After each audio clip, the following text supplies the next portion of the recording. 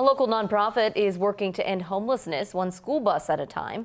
Forever Homes Vehicles for Change is renovating retired buses into fully functioning houses on wheels. The first night I slept in the school bus, I lay there listening to rain hit the metal roof and thought about the strangest thing. Not the eviction notice, not the storage unit holding everything I owned. I thought about how my wife used to complain that our bedroom was too quiet. She would have hated this roof. And for the first time in 8 months, I laughed. I was 63 years old, a veteran, and I was homeless in America, living in a rusted yellow school bus behind a truck stop. This is what that life is actually like. Not the version you see in movies. The real one. Let me back up and tell you how a man like me ends up here. Because I promise you, it is closer to your own front door than you think. I spent 22 years in the Army, and after that, another 18 years driving trucks and working warehouse floors. My wife Linda and I rented the same 2-bedroom apartment in Ohio for 11 years. We never missed rent. We were not rich, but we were fine. Then Linda got sick, and the medical bills started coming in faster than I could open the envelopes. When she passed in the spring, I lost more than my wife. I lost her Social Security check, which was almost half of what kept our lights on. 3 months later, the building sold to a new owner, and the rent went up by $410 a month. I did the math at my kitchen table with a pencil, the same way my father taught me, and the numbers simply did not work. My fixed income could cover rent or food and medicine. Not both.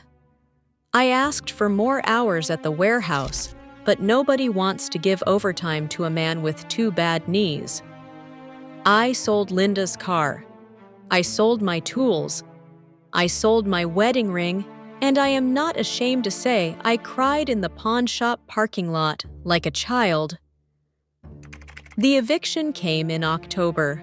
The sheriff's deputy who taped the notice to my door was younger than my grandson, and he could not look me in the eye. I do not blame him.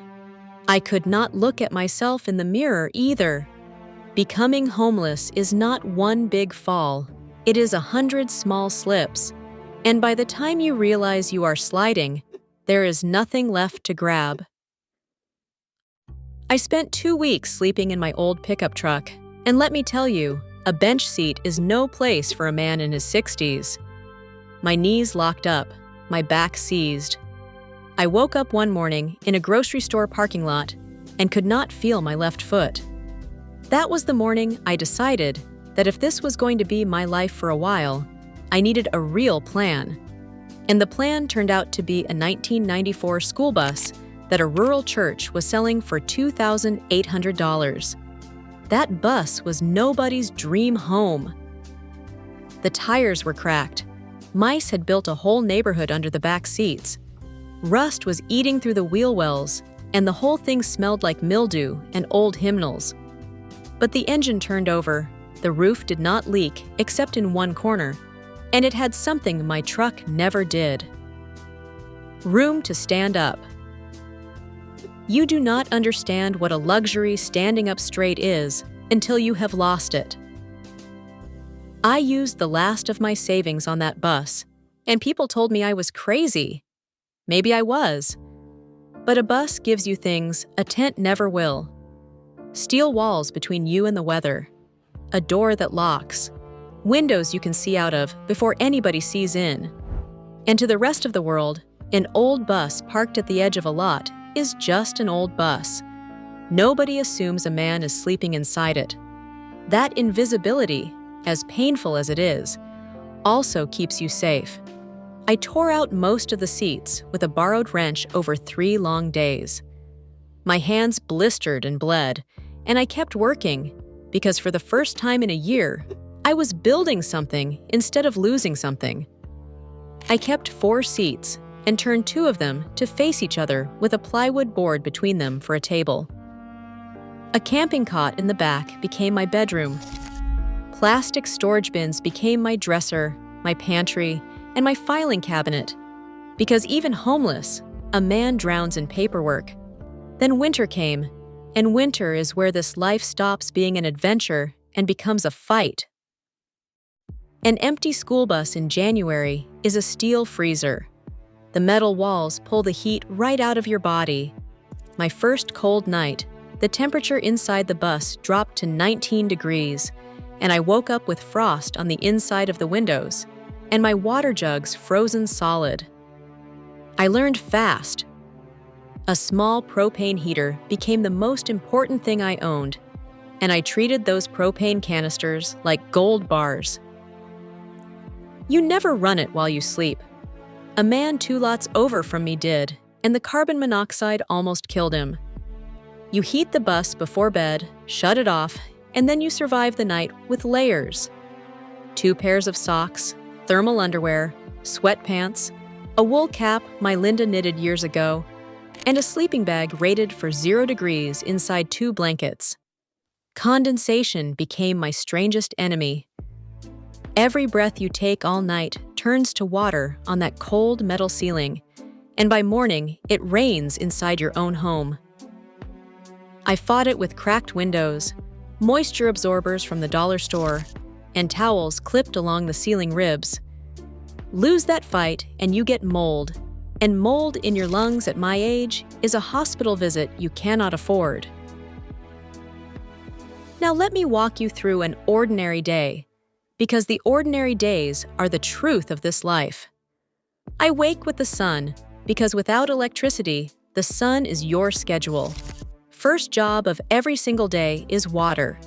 I keep 6 one-gallon jugs, and I fill them at a gas station where the manager, a kind woman named Rosa, looks the other way. Water is everything. Drinking, washing dishes, brushing teeth, wiping down with a cloth on days I cannot shower. The average American uses about 80 gallons a day without thinking. I live on 3. The smartest $22 I spend every month is a membership at a cheap 24-hour gym. Not for the treadmills, for the showers. A hot shower keeps you human. It also keeps you employable, because the fastest way to lose day work is to show up looking like you slept in a bus, even when you did. Food comes from a cooler, not a refrigerator, so I shop like my grandmother did during the Depression. Canned beans, rice, peanut butter, oatmeal, bananas, eggs when I can keep them cool. I cook on a single propane burner on my plywood table, and I have gotten honestly decent at one-pot meals.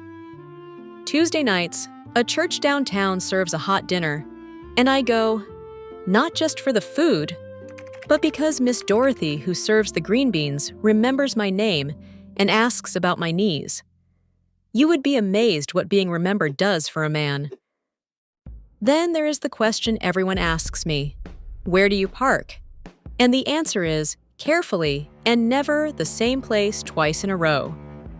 There is an unwritten map that every vehicle dweller in America learns. Certain big box store lots tolerate overnight parking. Truck stops will usually leave you alone if you buy a coffee and keep to the edges. Industrial streets are quiet on weekends and dangerous on weekdays. Residential streets are off limits, period, because one worried neighbor with a phone ends your week. I rotate between 5 spots, and I keep the bus tidy and the windows covered with plain gray curtains, because a tidy bus is an invisible bus. But no matter how careful you are, the knock comes. Mine came at 2 in the morning on a night in February. 2 flashlight beams sweeping through my windows and a fist on the folding door. 2 police officers checking a report. And I will be honest with you, my heart was pounding like I was 19 again on night patrol. I showed my license, my registration, my veteran's ID. One officer, an older sergeant, looked at that ID for a long moment, then looked at me and said quietly, "Thank you for your service, sir, but you cannot stay here." He gave me till sunrise. He did not have to do that. Some do not. Moving along at 2 in the morning, engine cold, hands shaking, looking for another patch of legal asphalt in the dark. That is the part of this life that grinds a man down. Not the cold, the moving, always the moving. And then there is the thing I never expected, which is how completely the world stops seeing you. I would sit on a bench outside the library in my clean coat, and people's eyes would slide over me like I was a lamp post. Mothers steered their children in a wide arc. I understood it, and it still cut deep every time. Then one afternoon at the grocery store, a young cashier looked at my card and said, "Have a good day, Mr. Callahan." My name. Out loud, I had to walk to the parking lot before the tears came. Remember that the next time you pass someone who looks like they are struggling, you do not have to give money, just see them. Now, before I talk about money, I want to speak directly to 3 kinds of people watching this. If you are behind on rent right now, doing that same math at your own kitchen table that I did at mine. If you are already sleeping in a car, on a bus, or on a couch that is not yours. Or if you love somebody who is close to the edge and you do not know how to help them without insulting their pride. Everything that actually worked for me, I wrote down in a guide, and the link is in the description below. The programs with the short waiting lists that nobody tells you about. The exact order to ask for help in, so doors open instead of slam. What to do in the first 30 days, so a bad month does not turn into a bad year. And the kind of straight talk I cannot say in a video without putting this whole channel at risk. It is written for people with no money and no time, because I was one. Read it before you need it, not after. That is the one lesson I hope you take from me the easy way instead of the hard way. Let us talk about money, because a homeless man still lives in an economy. My monthly income during the worst of it was about $1,100 from Social Security. Sounds like something, until you understand that gas, propane, insurance on the bus, food, the gym, a phone, and medicine eat every dollar with nothing left for the one thing you actually need, which is first and last month's rent, plus a deposit on an apartment. That is $3,000 in most cities now. Try saving $3,000 when an unexpected $40 repair wipes out your whole month. That is the trap. Getting out of homelessness costs more money than being homeless lets you save. So I hustled the way old men can. Day labor when my knees allowed it, standing outside the supply yard at 6 in the morning with men half my age. Plasma donation twice a week, which paid about $80 and left me dizzy but fed. I fixed lawnmowers because 40 years of turning wrenches does not disappear just because your address did. And I fought the paperwork wars, sitting in the county office for hours, filing claims I should have filed decades ago. The woman there, a counselor named Mrs. Alvarez, told me something I will never forget. She said most people leave thousands of dollars a year unclaimed simply because nobody ever sat them down and explained what they were entitled to. She was right. Those benefits, once they finally came through, changed everything. Now here's the part of the story people never expect, so listen close. There were good days, real ones. I watched more sunrises in that bus than in the previous 40 years combined. I would sit on my step with instant coffee and watch the sky turn orange over the truck stop. And some mornings, it was genuinely beautiful. I met people I will love until I die. Earl, a retired electrician living in a van, who wired my bus with a little solar panel and would not take a dime. A young mother named Cassie in an old RV 2 spots down, whose little girl called me Grandpa Bus. And a stray dog, part beagle and part mystery, who adopted me in a rest area outside Columbus. I named him Biscuit, and that dog guarded that bus like it was a castle. When you have lost nearly everything, a dog sleeping against your legs on a cold night is not a small thing. It might be the biggest thing. And there was a strange freedom in it, too. I do not romanticize poverty, and I never will. But the fear of losing everything loses its teeth once you have survived losing everything. I stopped being afraid of small things. Bills, opinions, bad news on the television. When you have washed your face with a jug of cold water in a January parking lot and still found a reason to whistle, you learn exactly how strong you are. It took me 19 months to get out, a housing program, the benefits Mrs. Alvarez helped me claim, and a 1-bedroom apartment with heat that comes out of the wall like a miracle. I kept the bus. It sits at my nephew's farm now, and some Sunday mornings I drive out there, sit on that step with a coffee, and pay my respects to the man I was inside it. If you take anything from an old soldier's story, take this. Homelessness in America is not a character flaw. It is a math problem, and the math is failing millions of good people, most of them older, many of them women, many of them veterans. If you are close to the edge, ask for help earlier than your pride wants you to. Go to the county office. Call 211. Talk to the church ladies serving green beans.